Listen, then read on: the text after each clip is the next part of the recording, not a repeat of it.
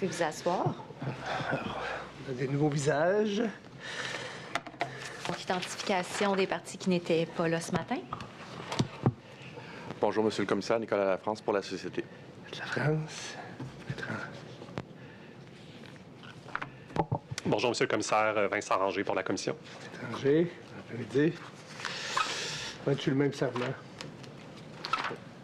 Alors, rebonjour, Monsieur Perrotte. Lorsque nous nous sommes quittés pour l'heure du dîner, nous étions à analyser votre note au responsable de l'observation des règles contractuelles en date du 24 février 2017, cotée sous 28 P97, plus spécifiquement à la page 3. Alors, Madame la greffière adjointe, si nous pouvions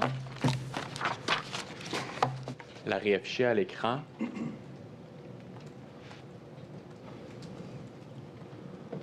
On avait donc une série là, de 5 points. Absolument. À la fin de votre note. Nous avions couvert les 3 premiers.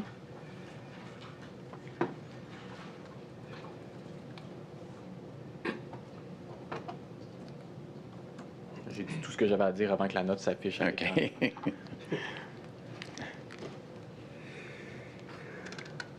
Voilà. Donc, on va descendre un petit peu dans le document, si vous voulez bien, Madame la greffière adjointe. On voit la 4e puce ici.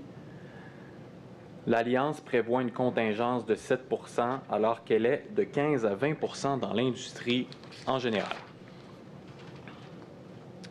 D'abord, peut-être nous rappeler qu'est-ce qu'une contingence, quelle est née votre compréhension, M. Perrotte? OK. Alors, à la société, bon, moi, dans les projets sur lesquels on travaillait, on appelait ça aussi une réserve. Donc, s'il y a des imprévus, si de quelque nature qu'elle soit, si on a oublié un bout puis qu'il faut en rajouter sur tel ou tel item, bien, on a un montant d'argent qui permet là, au projet de quand même se poursuivre et d'être implanté avec une solution finale acceptable. Là. Bien. Et vous vous souvenez, avant l'heure du dîner, on se demandait à savoir si un item en particulier dans votre note avait un impact sur la qualité de la soumission ou encore sur le prix de la soumission. Dans ce cas-ci, pour ce qui est de la contingence, est-ce que ça va apparaître dans l'enveloppe de prix, dans le prix ou encore dans la solution, dans la qualité de la solution? Bien, définitivement dans le prix. De la soumission. Maintenant, de mémoire, on en parlait sûrement dans l'appel d'offres au niveau qualitatif, mais là, est-ce qu'on y allait sur un pourcentage auquel on attribuait une note? Ça, c'est là que ma mémoire fait défaut. Alors, vous n'avez pas de souvenir si ça a eu un impact sur l'évaluation de la qualité de la soumission? J'aurais eu tendance à dire que oui, là, mais je ne suis pas assez sûr. On aurait fonctionné probablement là, par pourcentage, je veux dire, dans l'industrie en général, c'est tant. Puis vous, ce que vous proposez, parlez-nous d'abord, bon, un peu de c'est quoi votre plan par rapport à ça, puis arrivez-nous avec un chiffre, puis là, on aurait, par exemple, 15, bien, c'est 8 sur 10, 20, c'est 10 sur 10, puis bon, ainsi de suite, là. Mais je me rappelle pas précisément qu'on ait attribué une note qualitative là-dessus. Là. Quel est l'impact sur le prix de la soumission? Bien, c'est sûr et certain que là, le 15 à 20 s'il est calculé, le contrat, bon, 458 millions, là, il y avait des équipements là-dedans, il n'y avait pas juste des travaux de développement puis tout ça, mais c'est sûr que on parle quand même de montants assez élevés, là. On parle d'un pourcentage sur un montant assez élevé, ça, donc... Définitivement, là. Alors, partir avec 7, si, par exemple, l'industrie nous dit que, bon, nous, à la société, de mémoire, on prenait 15 dans tous les autres projets informatiques, là, quand j'étais dans les structures récurrentes, là, 15 c'était la norme pour vous. C'était la norme qu'on utilisait, là. Alors, quand je vois 15 à 20, je ne suis pas surpris. 20, peut-être que là, c'était dans le cas de gros projets de transformation, là. Mais là, c'est sûr, bon, à 7, ça laisse moins de marge de manœuvre, là, c'est sûr et certain. Donc, quel est le risque pour la société à ce moment-là, s'il en est? Bien, s'il en est, c'est que s'il y a des choses qui ont été oubliées, si lors du développement, il y a du vanille, pas du vanille, du spécifique qui est plus élevé que ce qu'on avait anticipé dans les premières étapes, puis qu'il faut développer. Bon, si par exemple, je ne sais pas, là, il y a un projet de loi qui arrive en cours de route, en tout cas, tous ces imprévus-là, ça réduit, en fin de compte, la marge là, d'argent qui permettait d'introduire ces changements-là. Dans la même veine, Madame la greffière adjointe, si on pouvait retourner aux documents concernant les documents relatifs au calcul du coût total de propriété, et on va aller directement à la page 16 du document. En fait, 16 du document PDF.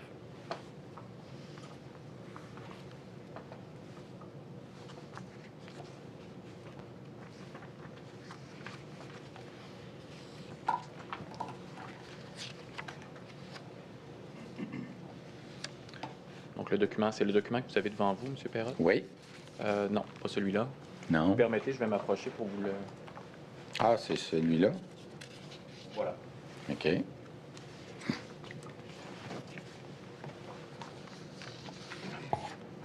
Donc, si vous continuez dans le document que vous avez devant vous, vous avez le rapport sur le calcul du coût total de propriété. OK. Dans votre cas, ça sera la page 8 là, du document Page que 8. vous avez devant les yeux. Parfait. Et pour nous, à l'écran, Madame la greffière adjointe, si vous pouviez descendre à la section 7 qui s'intitule « Risque ». 7.1, contingence LGS IBM.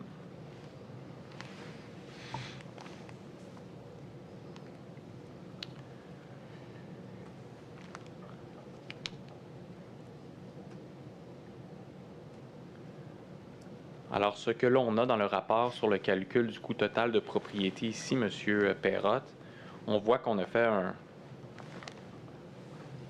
une comparaison ou un benchmark en bon français là, des taux de l'industrie. On mentionne justement 15 à 20 comme vous venez de le faire. Pourriez-vous nous lire la dernière puce? OK. La contingence de LGS-IBM de 7 est inférieure à l'intervalle présenté au tableau 14 qu'on voit là ci-dessous, en plus de contribuer à la baisse du résultat du CTP. Cet élément pourrait représenter un risque pour la société et l'Alliance advenant que le niveau de contingence proposé s'avère insuffisant. Donc, c'est un peu ce que je mentionnais, c'est que on a moins d'argent, il arrive des imprévus. Tout ça peut être évidemment gradué, hein. Il y a des choses qui sont absolument incontournables à faire. Il y a des temps qu'à y être. Mais bon, là, entre 7 et 20 ou 15, il y a quand même une bonne marge, hein. Le rapport que l'on a devant les yeux, M. Perrot, est en date du 23 février 2017, alors que votre note au RORC est en date du lendemain, soit le 24 février 2017. Et là, comme on vient de voir, là, vous êtes pas mal alignés. Là. Vous avez les mêmes constats, les mêmes chiffres, les mêmes préoccupations. Est-ce que de souvenir pour votre note au RORC, vous aviez pris connaissance de l'analyse du comité? À ma connaissance, oui. Vous vous êtes nourri finalement de cette note pour rédiger la vôtre? Oui, je vous dirais que oui. Parce qu'évidemment, on parle de contingence, mais il y avait beaucoup plus de choses dans le rapport, là. Oui. Alors, là, vous faites référence ici au rapport sur le calcul du oui, prix c'est total. Ça, c'est ça. Parfait. Bien, justement, on va aborder le 5e et dernier point sur la note du RORC. OK. Mais Madame la greffière adjointe, gardez pas loin le document, l'analyse du comité sur le calcul du CTP. On y revient dans quelques instants.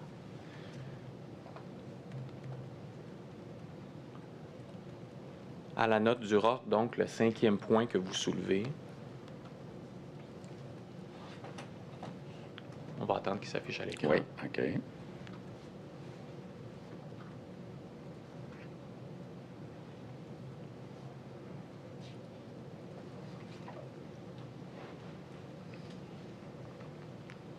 Donc, pourriez-vous nous lire le dernier point, monsieur? Oui. Perron? Alors, le taux horaire de 256 pour la réserve de travaux complémentaires est très élevé par rapport au taux horaire initial de 89 et au taux horaire de 134 pour les travaux de réalisation. Pour les mêmes travaux, le compétiteur proposait un taux horaire de 151 Le compétiteur, ici, on fait référence à l'autre alliance, forcément. L'autre alliance SAP Deloitte. Quand on dit ici le taux horaire de 256 pour la réserve de travaux complémentaires, les travaux complémentaires, ça, c'est des travaux... De quel type de travaux on parle ici? Puis c'est des travaux qui se situent où dans le temps, dans l'exécution du contrat? Je dirais que ce n'est pas la contingence. Hein? Oui. Ah, donc, on réalise la L1, la L2. Puis là, est-ce que c'était la L3 ou des choses qui n'étaient pas planifiées, qu'on aurait pu, à un moment donné, dire elle s'ajoute à la transformation? Moi, je voyais ça comme ça, là, quand on dit de travaux complémentaires. Puis le 134, c'est vraiment lors de la réalisation. Donc, pour exécuter ces travaux complémentaires, c'est presque à quelques piastres près, c'est presque 2 fois le double. Donc, l'Alliance LGS travaille au taux usuel de 134 mais là, si on va dans les travaux complémentaires, là, subitement, on vient de monter du double. On va peut-être retourner à ce moment-là dans le rapport sur le calcul du coût total de propriété. OK. À la page 17 du document PDF, c'est-à-dire la section 7.2.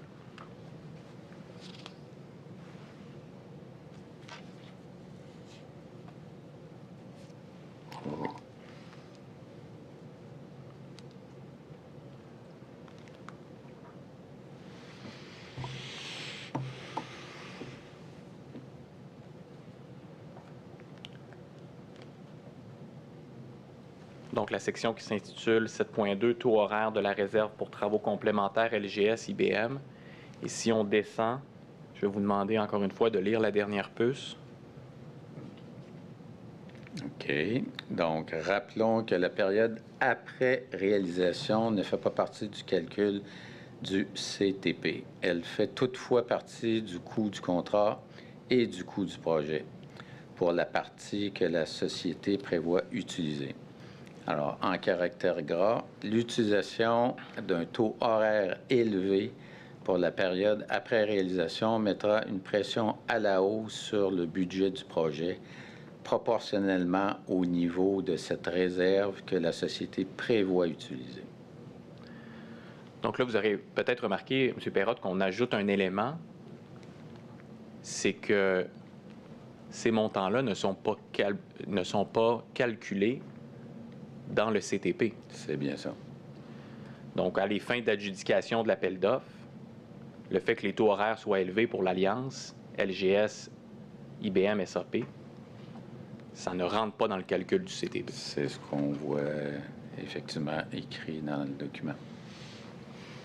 Et ça, c'est un élément, donc, que vous, je comprends, vous jugez pertinent de rajouter dans votre note au ROC. Et de faire, en fin de compte, lever un drapeau. Là, est-ce que, imaginons qu'on aurait eu à faire ces travaux-là plus tard, si ils sont dans la... Autrement dit, si on signe un contrat, Est-ce qu'on peut aller changer par négociation ces taux-là, tout ça? Ça, je l'ignore. Là. Il faudrait parler peut-être plus aux gens des contrats, mais nous, on le voyait comme un élément important à soulever là, au ROC. Et est-ce qu'on a une idée pourquoi ça coûte le double ou 91 pour être plus précis? C'est sûr que, bon, on regarde Deloitte. On parle de quoi? On parle de... Parce qu'on voit, là, si on remonte un peu dans le document qui est à l'écran, Deloitte passe de 125 à 151. C'est ça. Donc, l'écart, c'est pas comparable. Là.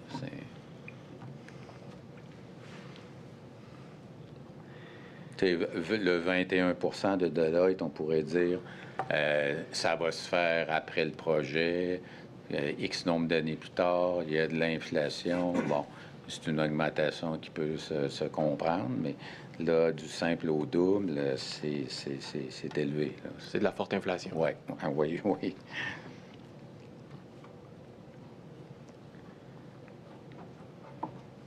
Quel est... Je voudrais que ça soit bien clair de votre témoignage, M. Perrotte, là, parce que quand on a regardé la note au RORC, votre conclusion, principalement, c'est de recommander l'adjudication de l'appel d'offres à l'Alliance LGS, IBM, SAP. Absolument. Mais là, à la fin de votre note, vous levez des drapeaux rouges, comme vous dites, là. Oui. Vous dites, pour être très exact, vous dites certains points seraient à clarifier ou à revoir avant le début des travaux. Comment ça, dans votre esprit, quand vous écrivez ça, là, comment ça s'opérationnalise, ça? Qu'est-ce qui doit être fait par le RORC une fois qu'il reçoit la note? Qu'est-ce que vous lui demandez? Bien, en fin de compte, c'est comme je l'ai expliqué ce matin, c'est que c'est pour commencer les travaux. Bon, est-ce qu'on va avoir un registre de risques, un registre de points à surveiller? En tout cas, nous, on avait ça dans des projets. Là. On ne parle pas de la même envergure que la transformation, mais quand tu démarres, tu as des jalons que tu sais déjà qu'il faut que tu mettes sur le dessus de la pile. Alors, nous, c'était l'objectif ici, là, c'était de les sortir comme étant des points importants, on le dit bien, là, à clarifier ou à revoir. Bon, là, ce que je ne sais pas, c'est qu'est-ce qu'on pouvait, sur ces points-là, arriver lors de la négociation du contrat, puis dire, comme par exemple, on parlait ce matin, les 12 sur 17, dire, ah ben là, on aimerait ça que vous nous proposiez 5 personnes différentes. Moi, je pense pas que ça aurait été faisable, là, dans le sens que là, tu compares plus, tu compares plus les mêmes choses, là, parce que, alors, donc, si c'était pas modifiable, il fallait les inscrire comme des points d'importance dans le projet et les suivre dès le départ. Mais là, vous mettez le doigt sur quelque chose d'important, c'est-à-dire la possibilité de négocier le contrat à ce stade du processus. Bien, c'est sûr qu'un contrat, à mon avis, une fois qu'une firme est choisie, il y a une comment on appelle ça, une période où il doit y avoir une négociation de contrat. Mais là, de là à dire que tu peux aller changer des paramètres qui ont permis de comparer deux alliances, puis d'en choisir une par rapport à l'autre, et des éléments qui ont une incidence sur le coût de la proposition. Là, moi, à mon avis, je ne suis pas sûr du tout, mais là, bon, encore là, c'est pas mon domaine. Il faudra parler aux gens des contrats, mais je ne suis pas sûr que on aurait pu changer quoi que ce soit là-dedans. Mais donc, on le voyait plus à ce moment-là comme une mise en garde pour que quand on part le projet, bien, ces 5 éléments-là, on les ait direct là, sur le top de la pile. Là. Ouais. Bon, que ce soit une modification au contrat ou une négociation au contrat ou que ce soit un élément à surveiller lors de l'exécution du contrat, dans votre esprit, là, vous passez le flambeau à qui relativement à ces points-là? Bien, nous, on parlait qu'au ROC.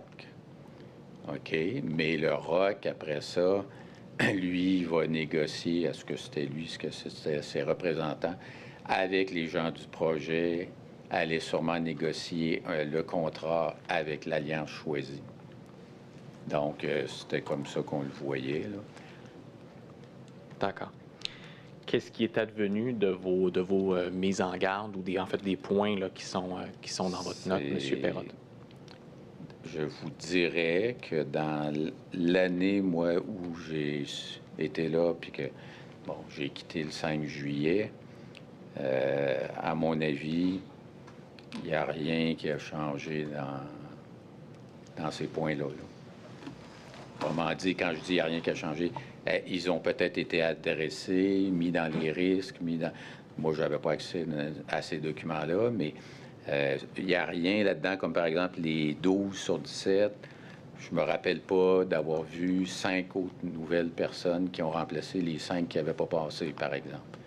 Ou que la simulation avant les essais, qu'on ait dit, ah, ben là, on est 2 mois après la signature, puis il va y avoir une simulation. Là. On va faire un avenant ou on va faire une modification. Pour moi, tous ces points-là sont restés tels quels, mais est-ce qu'ils ont été suivis après ça dans les risques? Moi, à mon avis, oui. Là. En tout cas, ça aurait dû l'être. Là. Mais personnellement, je comprends que vous avez quitté en 2018, donc vous n'êtes pas en mesure de... C'est là, bon, encore là, Monsieur le commissaire, j'ai vu les témoignages de Monsieur Daniel Pelletier. Alors, je sais que, bon, il y en a qui ont été suivis dans tout ça, mais là, moi, j'étais déjà plus là, rendu là. Très bien. Est-ce que vous avez autre chose à ajouter, M. Perrotte? Moi, je dirais, Monsieur le commissaire, à la fin, vous m'interpellez. OK, Généralement, je le fais après les OK, des parties. Il y aurait peut-être juste une chose, c'est que, parce que, tu sais, il faut, quand les choses vont mal, il faut le dire, haut et fort, mais quand ça va bien, je pense que c'est important aussi de le dire, c'est que moi, au niveau du comité de sélection, jamais j'ai eu d'interférence, que ce soit à l'interne de la société ou à l'externe. Puis moi, personnellement, bon, j'ai déjà travaillé avec beaucoup de ces firmes-là, dans d'autres projets, puis tout ça. Et il aurait pu dire, bon, ben, on pense que Jean-Marc Perrotte est sur un comité de sélection, on va y lâcher un coup de fil, mais jamais autant de l'interne que de l'externe. Puis, à ma connaissance, vous pourrez leur poser la question, mais les autres membres, j'ai pas eu non plus, oui, dire que quelqu'un avait fait quelque pression que ce soit sur nous 7, là, en fin de compte, pour choisir la firme, l'alliance qu'on a choisie. Très bien. Alors, plus d'autres questions pour moi, M. le commissaire? Merci. Faites la prise.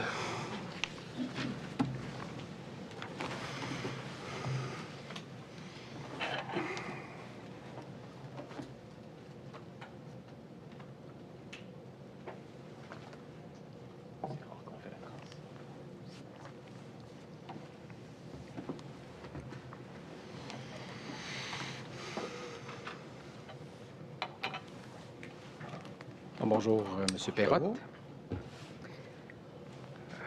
Question de précision sur votre bagage professionnel. Vous avez mentionné qu'en 2014, là, vous avez accédé au poste de directeur permis et immatriculation, si je ne m'abuse. Je ne sais pas si c'était l'appellation de l'époque.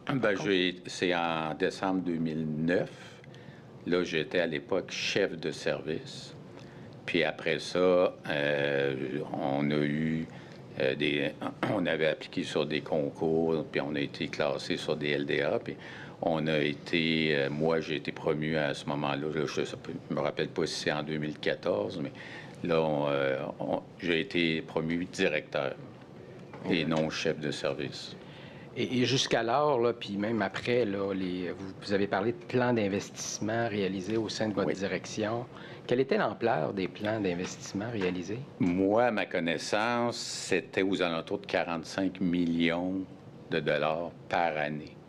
Puis ça couvrait toutes les améliorations qu'on voulait faire au système pour optimiser les opérations de la société. mais aussi les projets, autrement dit, de loi qui pouvaient éventuellement modifier les systèmes. Là.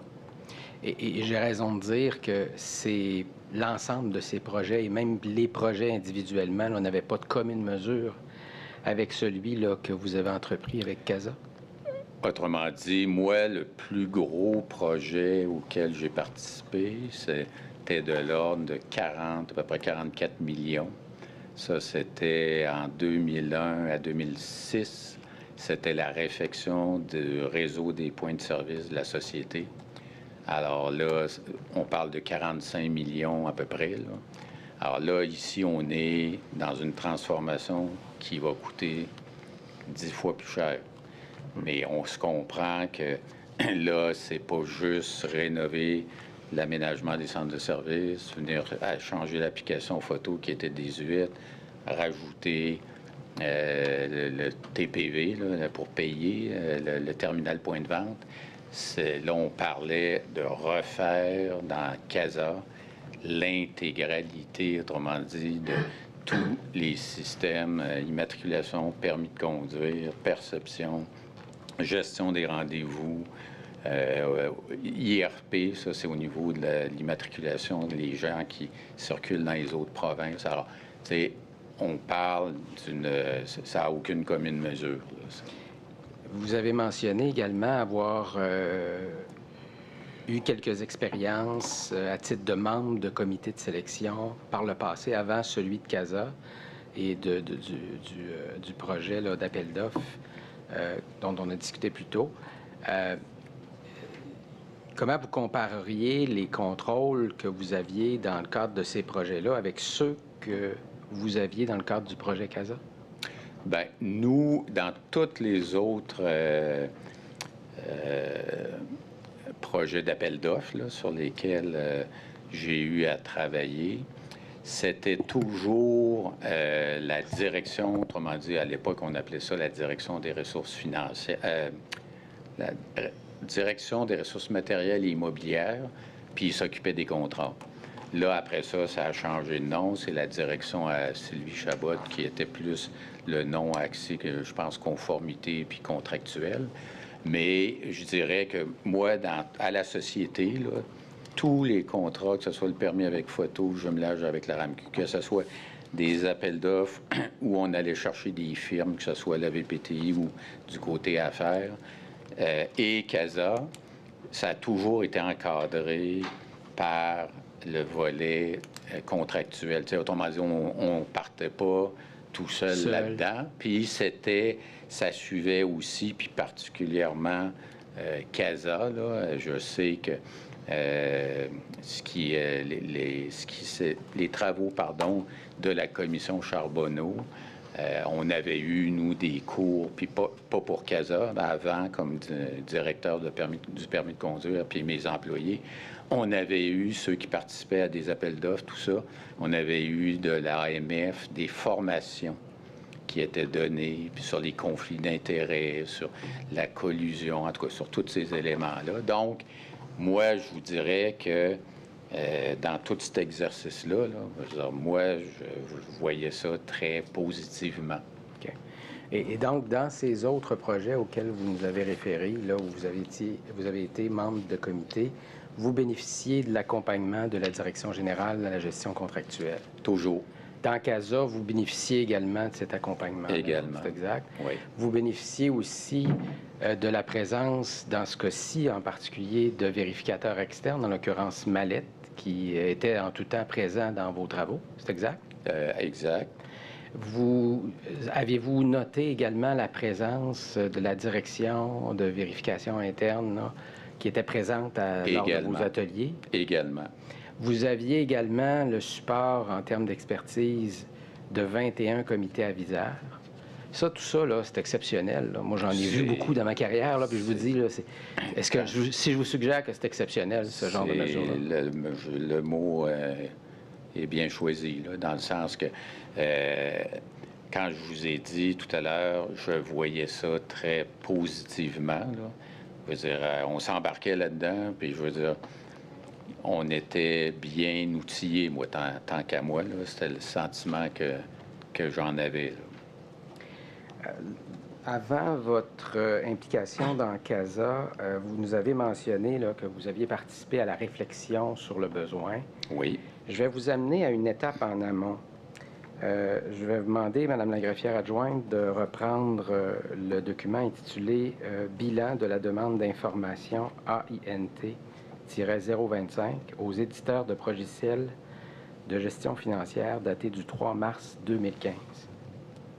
Et on va le coter, Madame la greffière.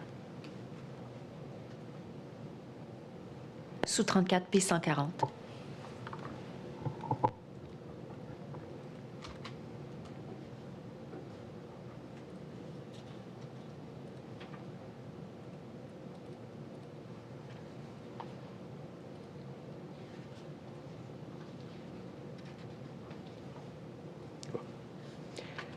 Alors, c'est un document qui est daté du 3 mars 2015. Est-ce que vous reconnaissez le document? Pas pour l'instant. Pas selon votre souvenir. Non. Si je vous suggère qu'avant la définition des besoins, là, c'est-à-dire la rédaction OK. de vos règles d'affaires, parce qu'on va y revenir tout à l'heure, là, OK. j'aimerais ça y revenir. Avant la rédaction des règles d'affaires, il y a eu un appel d'intérêt qui était adressé aux éditeurs de logiciels. Est-ce que c'est une information que vous vous souvenez? C'est pour l'instant, non. Pour l'instant, non. Si je vous suggère que Oracle, SAP, Medisolutions avaient participé à cet appel d'intérêt de la société. Ça, encore là, c'est... Et avez-vous... Moi, ça, je me rappelle pas d'avoir entendu parler de cette démarche-là. Pour l'instant, là, on va continuer dans vos questions. C'est bon. OK. Alors, et si je vous suggère que la question était...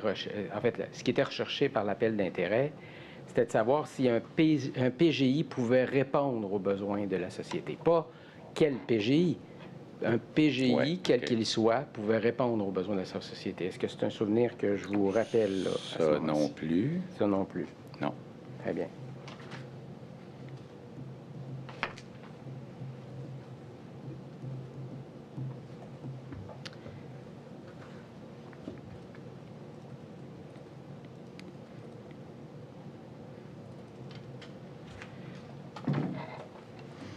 Vous avez indiqué également avoir participé à la rédaction des règles d'affaires. Et ça, dans le contexte de la définition du besoin ou de l'évaluation du besoin. Moi, je n'ai pas participé à la rédaction.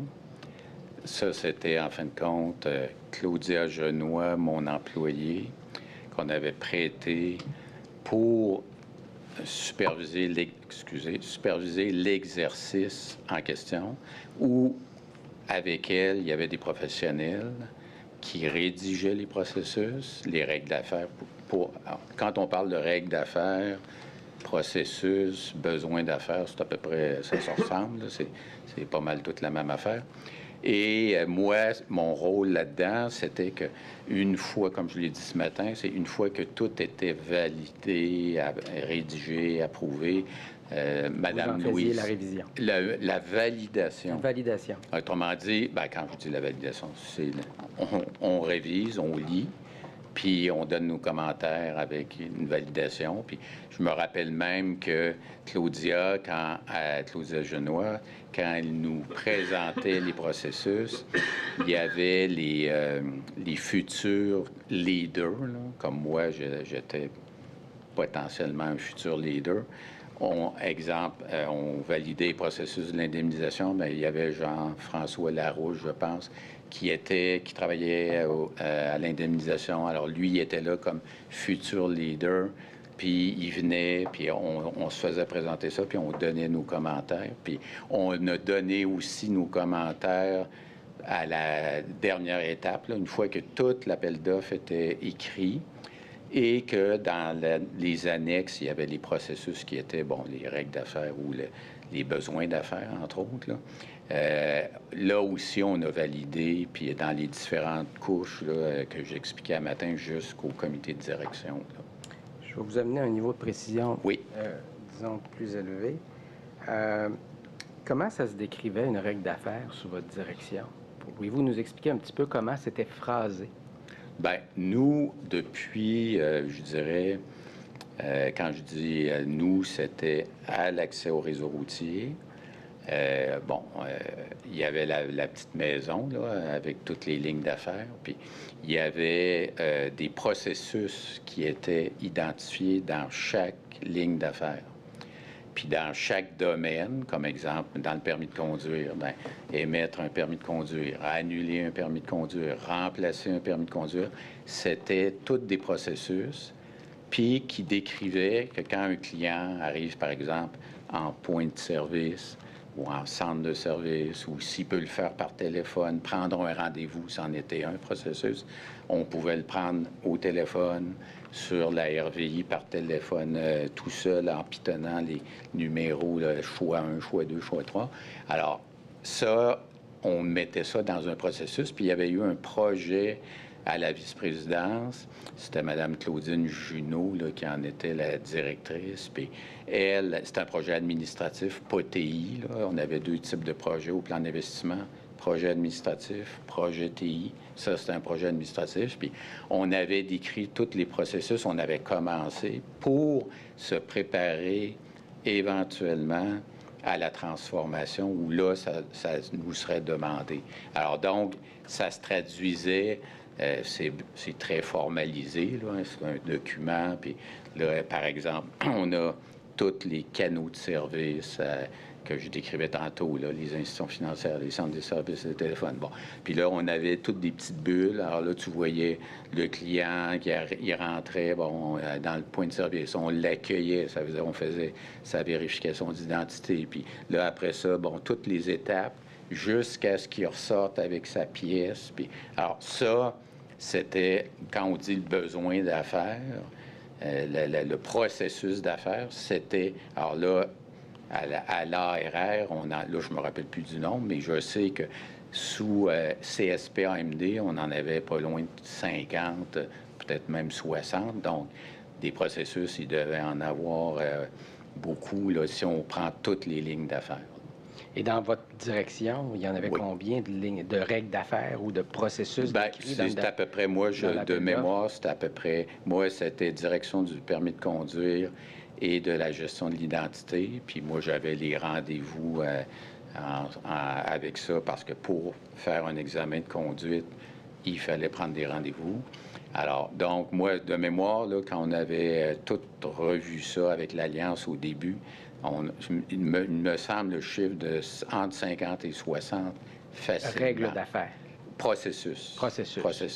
Donc, les processus, c'était de dire, par exemple, je vous le suggère, là, corrigez-moi si je me trompe, un usager ou un client se présente au guichet pour l'émission du permis et il doit recevoir un permis selon la classe de son permis de conduire. Ça, c'est une règle, un processus. C'est un processus. C'est toutes les étapes pour arriver à obtenir le service auquel le client aspire recevoir. Ça veut dire que... J'ai raison que cette façon de décrire le besoin se répertoriait ensuite dans le document en annexe au document d'appel d'offres. C'est bien ça. C'est cette façon-là qu'on a utilisée pour décrire le besoin. Puis eux, quand ils sont arrivés avec nous, l'Alliance, suite à la signature du contrat, j'ai comme mémoire avril ou mai 2017, on a repris tous ces processus-là. Puis là, eux, ils les avaient regardés quand ils ont fait leur soumission, puis ils ont sûrement évalué le nombre de RICEF, ils ont dû évaluer combien ça coûterait, puis tout ça. Mais là, on a descendu avec eux. Là, on était assis. C'était pas eux qui faisaient ça de leur bord ou nous qui faisions ça de notre bord. Là, on était assis presque pendant 10 mois, là, je dirais, dans mon équipe. Puis toutes les équipes faisaient la même affaire. Puis là, moi, j'avais mon team lead avec moi de l'Alliance. Puis on avait X nombre de personnes de l'Alliance avec nos professionnels. Puis là, ils faisaient des rencontres. Puis ils décrivaient... Ça, c'était en 2018, là. 2018. Moi, je dirais avril 2017 jusqu'à juin 2018. Mais je vous ramène au niveau de la définition du besoin. Oui. Donc, vous décrivez un processus d'affaires. Il est inscrit en annexe au document d'appel d'offres. C'est ça. Et ça, pour décrire ça, là, j'ai compris de votre témoignage que c'était les membres de votre direction qui avaient cette expertise-là là, pour décrire le besoin d'affaires. C'est exact? Pour CSP-AMD, sauf que nous, on le faisait avec Louise Savoie. Avec le soutien de elle, ressources. elle avait toute l'expertise PGI pour venir dire, bon, ben là, on est au bon niveau. De précision. C'est ça, exactement. OK. Puis, un matin, je ne l'ai pas mentionné, mais aucune firme, en tout cas, on l'aurait su là, sur le comité de sélection.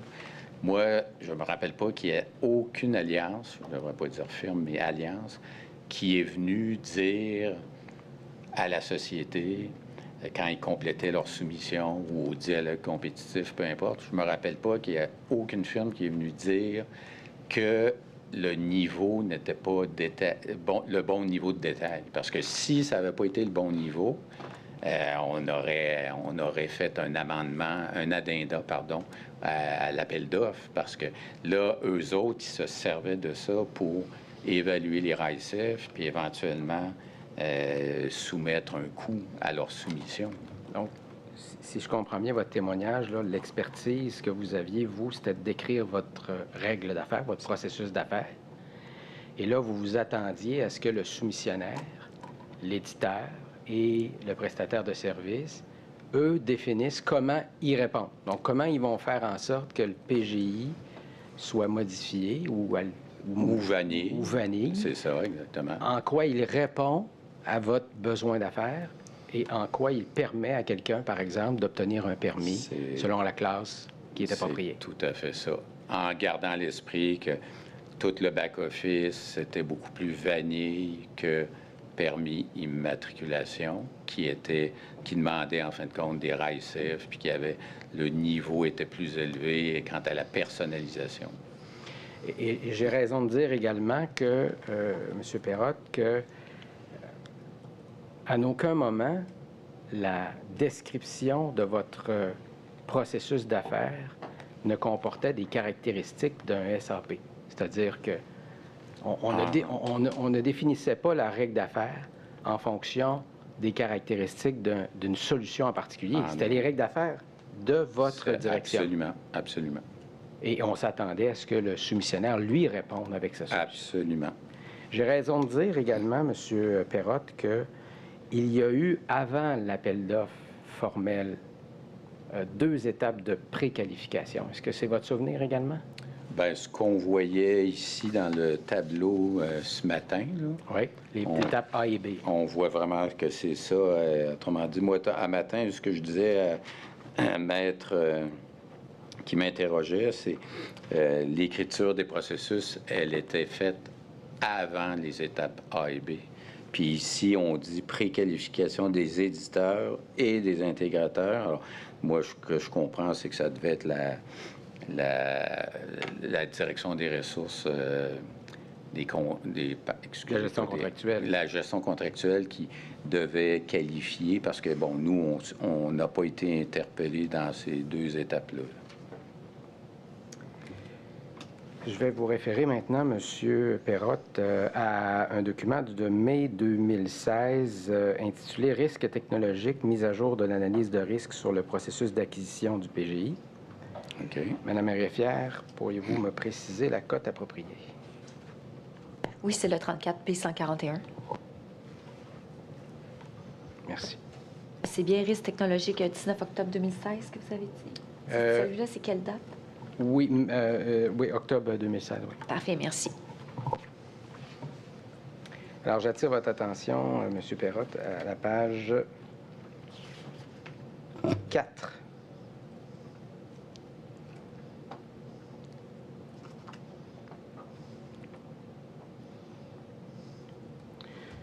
Monsieur le commissaire, je vous demanderai une courte suspension. Je réalise que ce n'est pas le même document que j'ai entre les mains.